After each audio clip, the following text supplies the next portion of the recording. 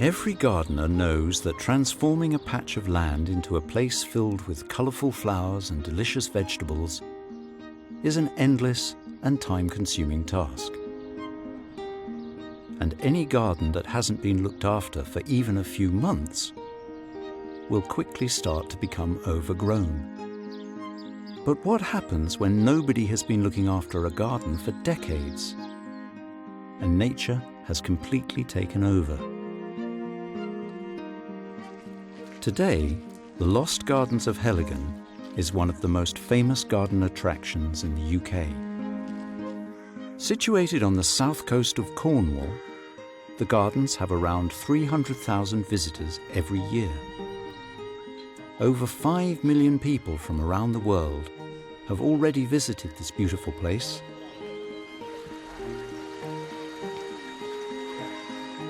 So it's hard to imagine that just 25 years ago, these gardens were forgotten and completely unrecognizable.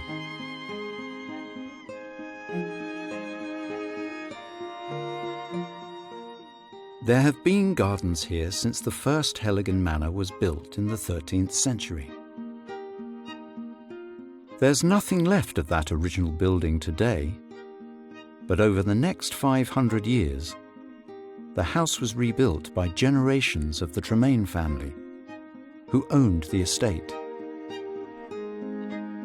From the end of the 18th century, Heligan's gardens started to become famous for their growing collection of exotic plants. Remarkably, species from China, Japan, India, New Zealand and Australia all grew well in the mild climate of the southwest of England. But Heligan relied on many workers from the local community to look after the enormous 1,000-acre estate, with its beautiful gardens and working farm. And when the First World War started, 13 of the men suddenly left to fight. Tragically, only 4 returned.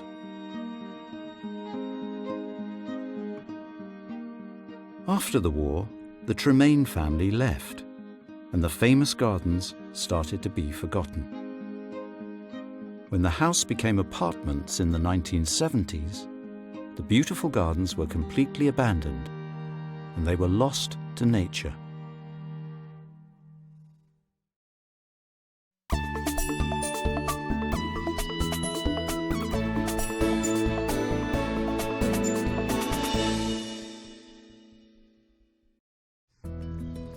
The story of how the gardens were rediscovered and slowly restored is a remarkable one. And it's a story about the dedication of a few individuals and the hard work of a whole community who came together to bring something beautiful back to life. The dream of restoring the lost gardens of Heligan was first born in early 1990. Tim Smith, a former record producer, and John Willis, a descendant of the Tremaine family, visited the abandoned gardens looking for a place to start a small farm. Candy Smith, who was married to Tim and has worked here since the very start, tells us more. I came to Heligan in February 1990, which is now more than a quarter of a century ago. Our children were young. We'd only recently moved to Cornwall. And he came here with the then owner, John Willis, who had inherited the grounds from his great-uncle. My first impressions of this place were literally the day after Tim came here, and it is unbelievable that we're actually standing in the same place now. The whole of the garden area was completely overgrown. I think the biggest challenge was actually persuading other people that the restoration could be undertaken. Tim knew that he could not transform the lost gardens single-handedly. Luckily, he knew a local builder, John Nelson, who was ready for a challenge. He was also someone who wasn't afraid of hard work and adventure, and he signed up with Tim as an informal partnership to just making this happen. Initially, the cost of clearing such a huge area of overgrown land was the biggest problem. It was very expensive to employ people to work on the land. So John decided that he would clear an acre of ground and see how long it took him, and then work on multiplying that. So he came in single-handed and started clearance. News quickly spread about what was happening at Heligan, and volunteers from the local community started offering to help.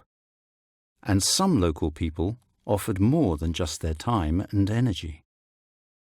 There were hire companies with the most amazingly useful tools who said, well, look, you can borrow chainsaws for a week, or you can have a digger for a week. So there were a lot of people who were informally involved very early on, and it became a real passion for them. In April 1992, Heligan opened to the public for the first time. Right now we're celebrating 25 years since we opened to the public. But the fascination with Heligan is that we opened to the public when the restoration was only in its very early days. So visitors, early visitors, came and saw this place, in some places as we found it. So they have shared the adventure.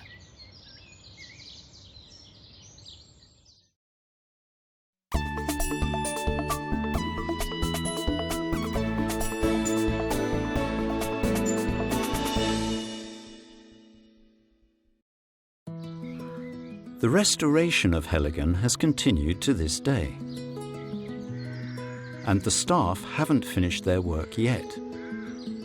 There have been many setbacks along the way, and there's always a new challenge. Today, the garden has around 20 full-time employees and many more seasonal and volunteer staff. And some of these people, like Candy, have worked at the gardens since the very start and have watched its transformation. In 1993, a boardwalk was built through the area known as the jungle, so visitors could see all the amazing exotic plants that have been growing here since the late 18th century. And since 2014, brave visitors have been able to cross the jungle on the 30-metre-long rope bridge. At the wildlife hide, visitors can see beautiful local birds and learn more about the management of the natural environment. Conservation, biodiversity and wildlife management have always been important considerations at Heligan. By the year 2000, the vegetable garden was producing crops again, and the farm was thriving. Many of the fruit and vegetables grown here are heritage breeds, old varieties that aren't used much in farming anymore. Today, most of the food served in the Heligan restaurant has been grown in the garden or on the farm. The planting is still done by hand, using traditional tools. Gardeners have been doing these jobs the same way since the earliest days of the estate. And recently, Heligan started offering apprenticeships to young people who want to work in the gardens and on the farm. We're still trying to reintroduce the old ways. And for me personally, I think the great attraction is to see a working garden, to see staff in the garden every day going about their business, and our visitors witnessing and being able to talk to people who do physical work and skilled work today. We also have heritage breeds of cattle and pigs and cows and chickens, and getting up close to those animals is a really awesome experience. It's amazing to watch people meet their first cow or their first baby lamb, or watch a lamb being born.